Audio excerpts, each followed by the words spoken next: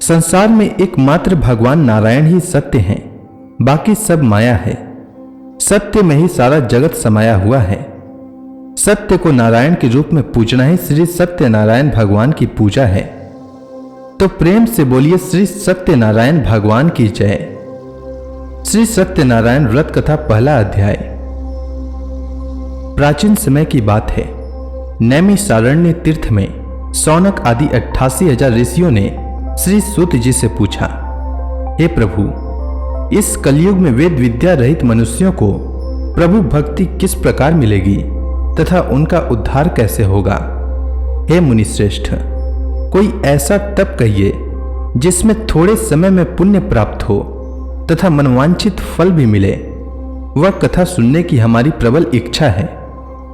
सर्वशास्त्र ज्ञाता श्री सूत जी बोले, हे वैष्णव में पूज्य, आप सब ने प्राणियों के हित की बात पूछी है।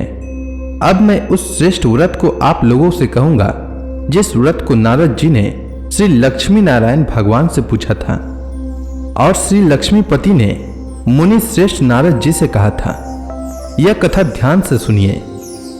एक समय की बात है। योगी राज नारद जी दूसरों के हित की इच्छा से अनेक लोकों में घूमते हुए मृत्यु लोक में आ पहुंचे।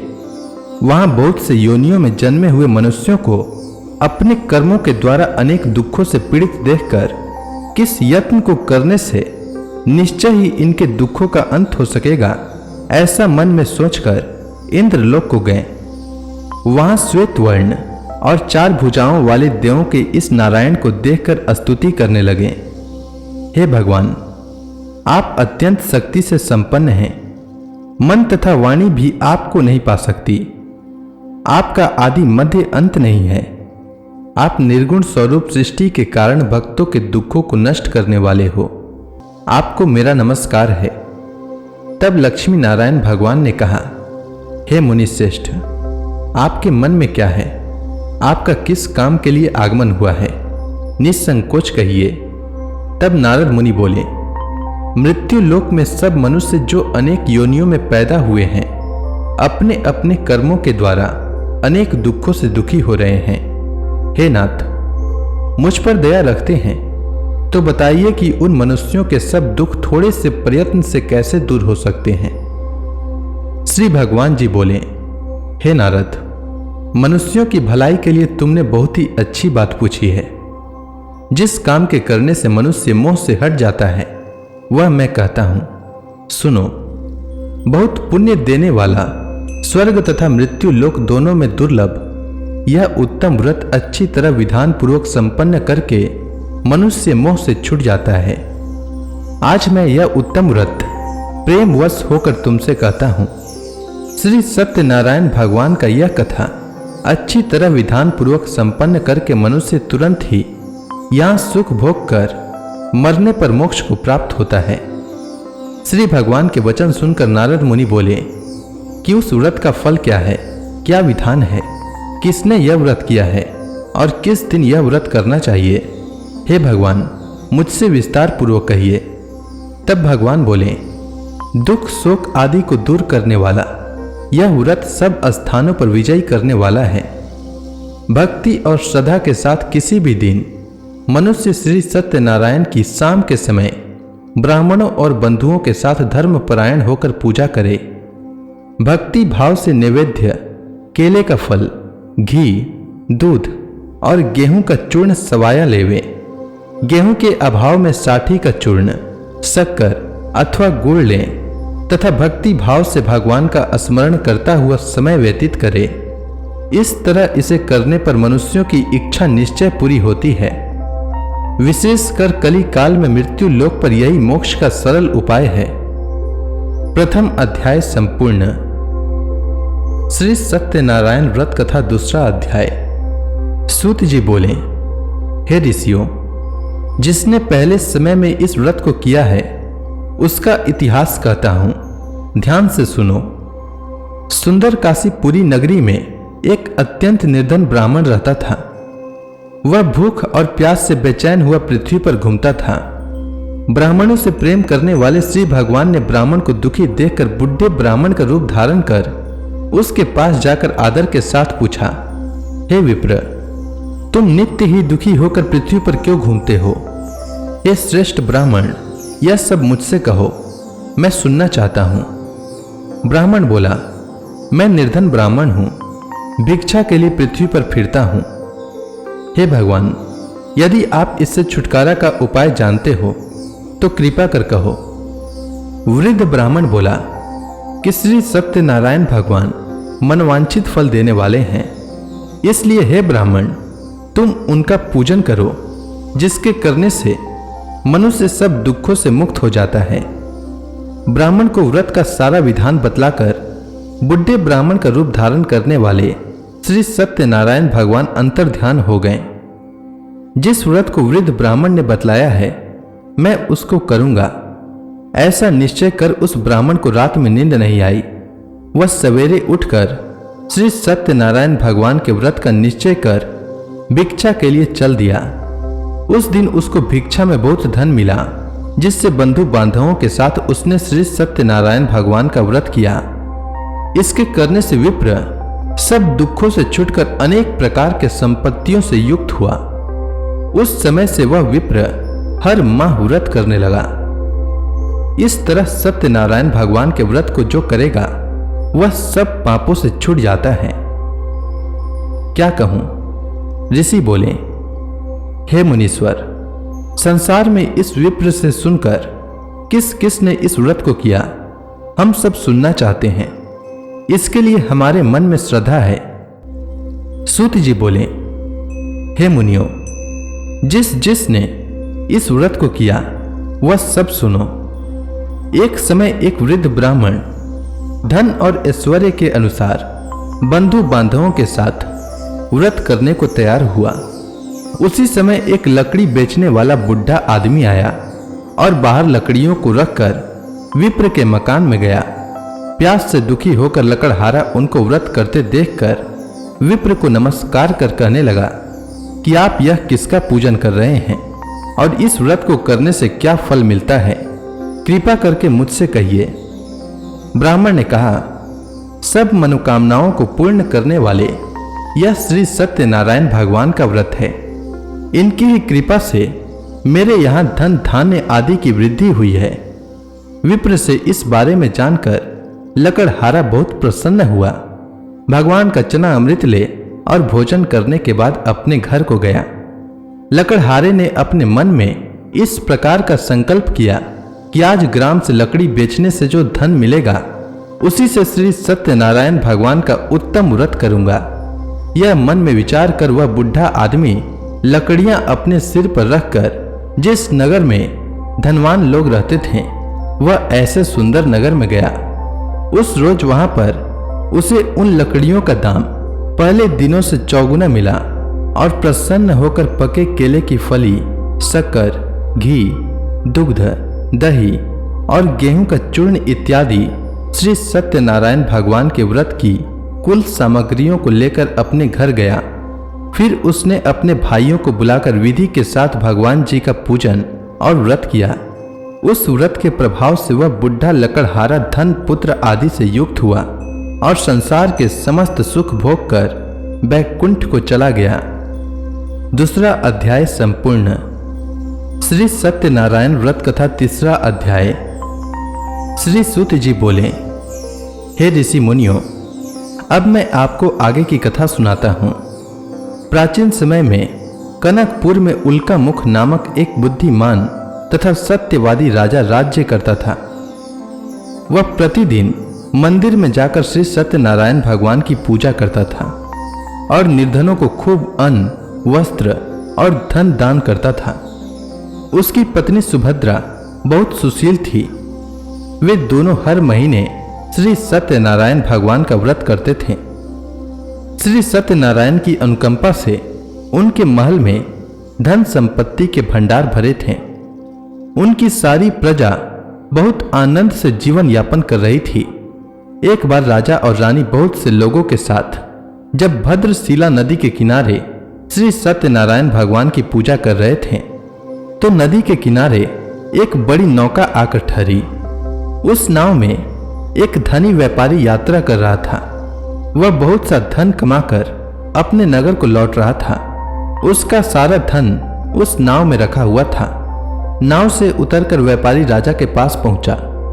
राजा को पूजा करते देख उसने कहा, हे राजन, आप इन सब लोगों के साथ मिलकर किसकी पूजा कर रहे हैं? इस पूजा के करने से मनुष्य को क्या लाभ होता है?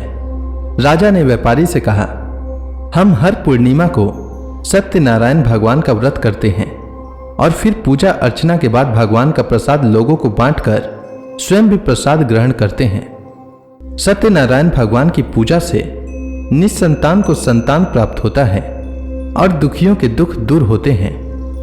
राजा की बात सुनकर व्यापारी ने कहा, हे राजन, मैं श्री सत्यनारायण भगवान का व्रत करना चाहता हूं। कृपया मुझे इस व्रत को करने की विधि बताएं। राजा ने व्यापारी को सत्यनारायण व्रत की पूरी विधि बताई। राजा ने व्रत कथा सुनने के बाद व्यापारी को भी प्रसाद दिया।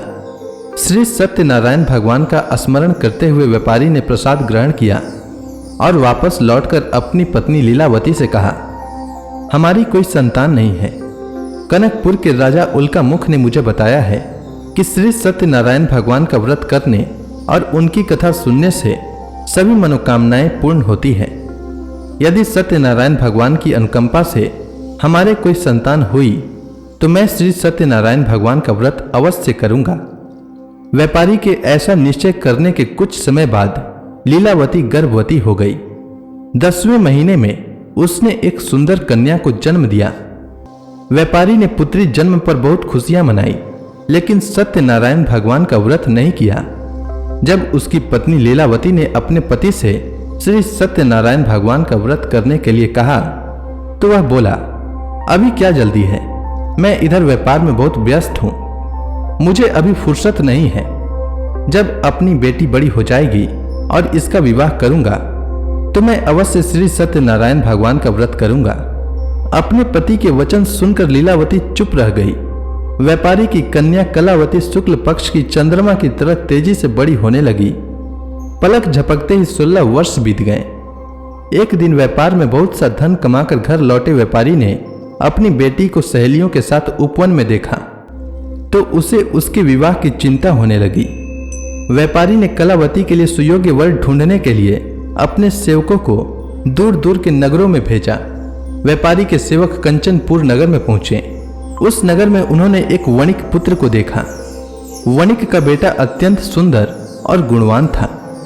सेवकों ने वापस लौटकर व्यापारी को उस वणिक के बेटे के बारे में बताया।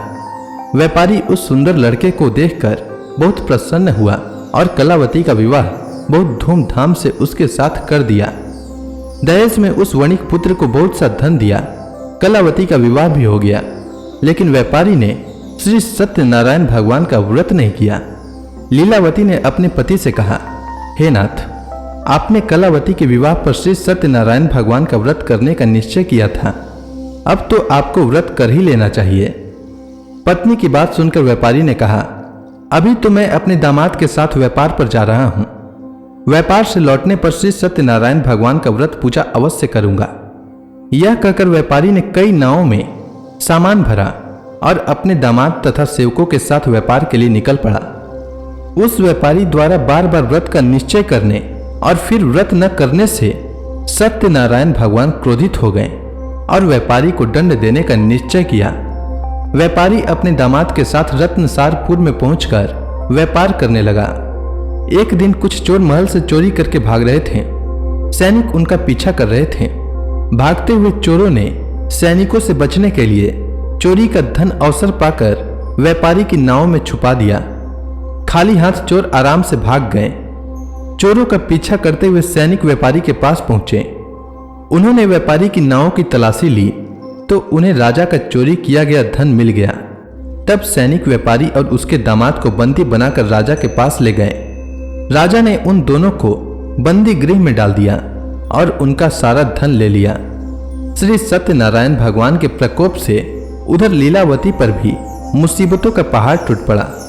उसके घर में चोरी हो गई और चोर सारा धन चुरा कर ले गए।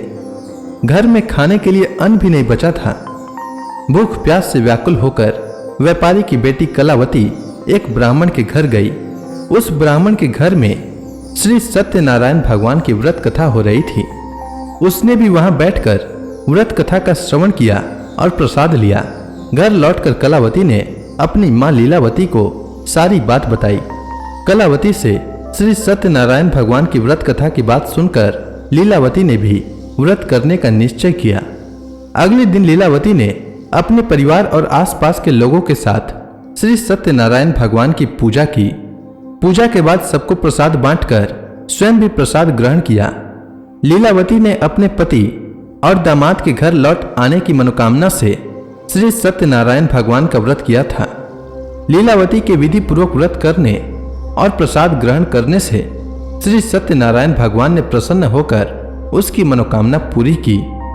उन्होंने राजा चंद्रकेतु को स्वप्न में दर्शन देकर कहा, हे राजन, व्यापारी और उसका दामाद बिल्कुल निर्दोष है। सुबह उठते ही दोनों को मुक्त कर दो। उन दोनों का सारा धन भी वापस लौटा दो। यदि तुमने ऐसा नहीं किया तो मैं तुम्हारा सारा वैभव नष्ट कर दूंगा। इतना कहकर श्री सत्यनारायण भगवान अंतर ध्यान हो गए। प्रातः होते ही राजा चंद्रकेतु ने अपने मंत्रियों और राज ज्योतिषियों को रात के स्वप्न की बात बताई तो सबने व्यापारी और उसके दामाद को छोड़ देने के लिए कहा। राजा चंद्रकेतु ने तुरंत उस व्यापारी और उसके दामाद को छोड़ दिया। उनका सारा धन भी वापस कर दिया।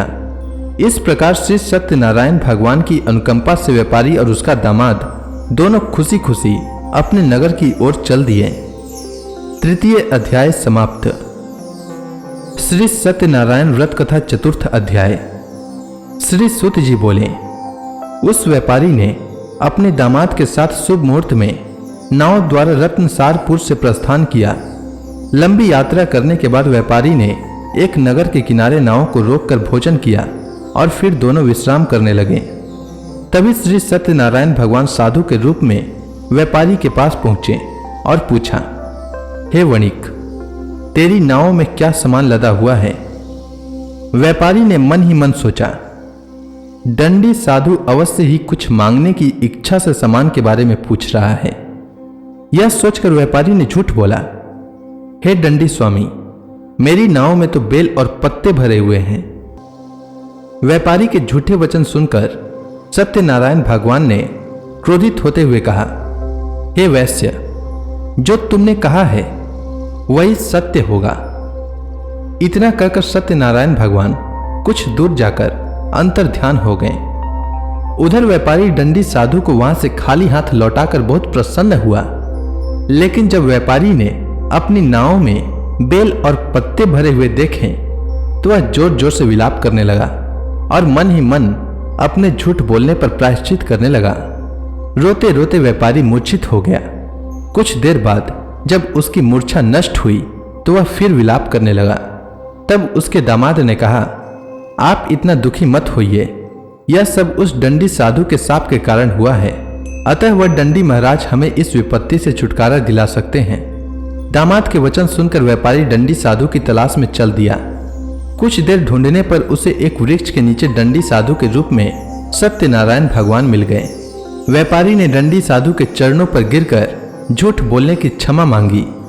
दंडी स्वरूप सत्यनारायण भगवान बोले, हे वणिक पुत्र, तेरे बार बार झूठ बोलने के कारण ही मैंने तुझे इतना दंड दिया है। तूने बार बार सत्यनारायण भगवान अर्थात मेरी पूजा करने के लिए कहा, लेकिन कभी पूजा की नहीं। व्यापारी ने तब हाथ जोड़कर कहा, हे भगवान, आप तो दिन दुखियों के कष्ट दूर करने वाले हैं, सबकी मनोकामनाएं पूरी करते हैं। मेरी इस गलती को भी क्षमा करिए। आपके रूप को तो ब्रह्मा जी भी नहीं जान पाते, फिर भला मैं अज्ञानी कैसे आपकी लीला को समझ पाता। अब मैं जीवन में कभी झूठ नहीं बोलूंगा। सदैव श्री सत्यनारायण भगवान का व्रत और पूजा किया करूंगा। आप मुझ पर अनुकंपा करें। व्यापारी की क्षमा याचना सुनकर दंडी साधु ने उसे क्षमा कर दिया। उसी समय व्यापारी की नाव में भरे हुए बेल और पत्ते धन धान्य में परिवर्तित हो गए। व्यापारी ने अपने सेवकों के साथ अगले दिन श्री सत्यनारायण भगवान का व्रत करके उनकी पूजा की। सबको प्रसाद वितरित करके स्वयं भी प्रसाद ग्रहण किया। उसके बाद व्यापारी ने अपने नगर की ओर प्रस्थान किया। अपने नगर में पहुंचकर व्यापारी ने एक सेवक को अपने घर भेजा। सेवक ने उसके घर पहुंचकर लीलावती को सूचित किया। उस समय लीलावती और कलावती दोनों श्री सत्यनारायण भगवान की पूजा कर रही थीं। पति और दामाद के लौट आने का समाचार सुनकर लीलावती ने पूजा पूरी करके प्रसाद ग्रहण करने के बाद कलावती से कहा, बेटी मैं नदी के किनारे जा रही हूं, तू घर का काम पूरा करके आ जाना। यह कहकर लीलावती नदी की ओर चल पड़ी, परंतु कलावती पति से मिलने की खुशी में प्रसाद ग्रहण किए बिना ही घर से निकलकर नदी के किनारे जा पहुंची। उसके प्रसाद ग्रहण न करने के कारण सत्यनारायण भगवान क्रोधित हो गए। उन्होंने व्यापारी की नावों को नदी में डुबो दिया। अपने पति को वहां न देखकर कलावती ने जोर जोर से रोना शुरू कर दिया। तब व्यापारी ने कहा, पुत्री अवश्य ही तुझसे कोई भूल हुई है। उस भूल के कारण ही श्री सत्यनारायण भगवान ने तुझे यह दंड दिया है। तब व्यापारी ने सत्यनारायण भगवान से प्रार्थना की, हे भगवान, मेरे परिवार की किसी स्त्री पुरुष से कोई भूल हुई हो तो उसे अवश्य क्षमा कर देना। तभी आकाशवाणी हुई, हे वणिक पुत्र, तेरी कन्या मेरा प्रसाद ग्रहण किए बिना ही चली आई है। यदि अब घर पहुंचकर तेरी कन्या प्रसाद ग्रहण करके वापस आए तो उसे पति के दर्शन होंगे और डूबी हुई नावें भी जल के ऊपर आ सकेंगी। कलावती ने वैसा ही किया। उसके प्रसाद ग्रहण करके वापस लौटने पर नावें जल के ऊपर आ गई। दामाद भी सुरक्षित नदी से निकल आया। घर लौटकर व्यापारी ने अपने परिवार और बंधु बांधवों के साथ मिलकर विधि अनुसार श्री सत्यनारायण भगवान की पूजा की, जिसके बाद उसकी सभी मनोकामनाएं पूरी हुई और वह आनंद पूर्वक जीवन यापन करता हुआ विष्णु लोक को चला गया। चतुर्थ अध्याय समाप्त। श्री सत्यनारायण व्रत कथा पंचम अध्याय। श्री सूत जी बोले, हे ऋषि मुनियों, मैं और भी कथा सुनाता हूं। कौशलपुर में एक राजा था तुंगध्वज। उसकी प्रजा उसकी छत्र छाया में आनंद पूर्वक रह रही थी। राजा तुंगध्वज अपनी प्रजा के सुख दुख का बड़ा ध्यान रखता था, लेकिन एक बार उसने भी सत्यनारायण भगवान का प्रसाद ग्रहण नहीं किया। तब सभी को चिंताओं से मुक्त करके धन संपत्ति से भंडार भरकर प्राणियों को जीवन के सभी सुख देने वाले श्री सत्यनारायण भगवान ने राजा को प्रसाद ग्रहण न करने का दंड दिया। एक दिन राजा तुंगध्वज जंगल में हिंसक पशुओं का शिकार करने निकला था। तेजी से घोड़ा दौड़कर शिकार का पीछा करते हुए वह अपने सैनिकों से अलग हो गया और देर तक हिंसक जानवरों का शिकार किया। अतः कुछ देर विश्राम करने की इच्छा से वह एक बड़े वृक्ष के नीचे जाकर बैठ गया। समीप ही कुछ चरवाहे श्री सत्यनारायण भगवान की पूजा कर रहे थे। राजा ने उनके पास से गुजरते हुए सत्यनारायण भगवान को नमस्कार नहीं किया। चरवाहों ने राजा को पूजा के बाद प्रसाद दिया तो राजा ने उन्हें छोटे लोग समझकर प्रसाद ग्रहण नहीं किया और घोड़े पर सवार हो अपने नगर की ओर चल दिया। राजा जब नगर में पहुंचा तो देखा कि उसका सारा वैभव तथा धन संपत्ति आदि सब कुछ नष्ट हो गया है। श्री सत्यनारायण भगवान के प्रकोप से राजा निर्धन हो गया। तब राज्य ज्योतिषी ने राजा से कहा, महाराज, आपसे अवश्य ही कोई भूल हुई है। अगर आप उस भूल का प्रायश्चित कर लें तो सब कुछ पहले जैसा हो जाएगा। राजा को तुरंत अपनी भूल का स्मरण हो आया। अतः मंदिर में जाकर राजा ने श्री सत्यनारायण भगवान से क्षमा मांगी और उनकी पूजा की। पूजा के बाद प्रसाद ग्रहण करने से श्री सत्यनारायण भगवान की अनुकंपा से चमत्कार हुआ। राजा का खोया वैभव पुनः लौट आया। श्री सत्यनारायण भगवान की अनुकंपा से जीवन के सभी सुखों का भोग करते हुए अंत में राजा तुंगध्वज वैकुंठ धाम को गया और मोक्ष को प्राप्त किया।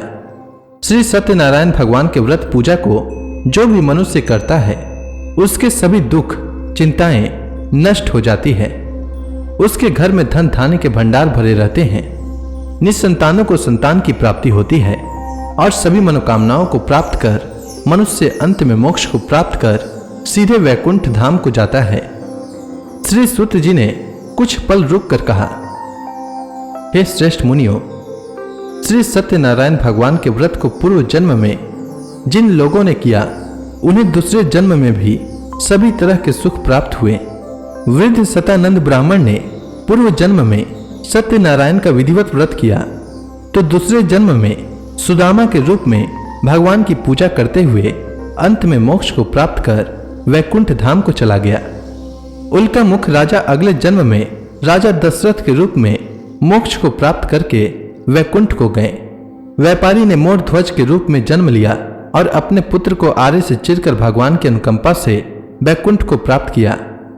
राजा तुंगध्वज अगले जन्म में मनु के रूप में जन्म लेकर भगवान का पूजा पाठ करते हुए लोकप्रिय होकर सत्कर्म करते हुए मोक्ष को प्राप्त कर वैकुंठ धाम को चले गए। हे ऋषि मुनियों, श्री सत्यनारायण भगवान का व्रत और पूजा मनुष्य को सभी चिंताओं से मुक्त करके धन संपत्ति के भंडार भरकर अंत में जन्म जन्मांतर के चक्रव्यूह से मुक्ति दिलाकर मोक्ष प्रदान करता है। तो इसी के साथ श्री सत्यनारायण भगवान की व्रत कथा पूर्ण होती है। तो प्रेम से बोलिए श्री सत्यनारायण भगवान की जय।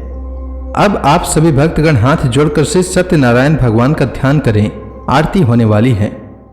जय लक्ष्मी रमणा स्वामी, जय लक्ष्मी रमणा, सत्यनारायण स्वामी, सत्यनारायण स्वामी, जनपातक हरणा, जय लक्ष्मी रमणा। रत्न जड़ित सिंहासन अद्भुत छवि राजय, नारद करत निराजन घंटा ध्वनि बाजय, जय लक्ष्मी रमणा। प्रकट भय कलिकारण द्विज को दरस दियो, प्रभु द्विज को दरस दियो, बूढ़ो ब्राह्मण बनकर, बूढ़ो ब्राह्मण बनकर कंचन महल कियो, ओम जय लक्ष्मी रमणा। दुर्बल भील कठारो जिन पर कृपा करी, प्रभु जिन पर कृपा करी, चंद्रचूड़ एक राजा, चंद्रचूड़ एक राजा, जिनकी विपत हरी, जय लक्ष्मी रमणा। वैश्य मनोरथ पायो श्रद्धा तज दिन्ही, प्रभु श्रद्धा तज दिन्ही, सो फल भाग्यो प्रभु जी, सो फल भाग्यो प्रभु जी, फिर अस्तुति किन्ही, जय लक्ष्मी रमणा। भाव भक्ति के कारण छिन छिन रूप धरयो, प्रभु छिन छिन रूप धरयो, श्रद्धा धारण किन्नी तिनको काज सरयो, जय लक्ष्मी रमणा।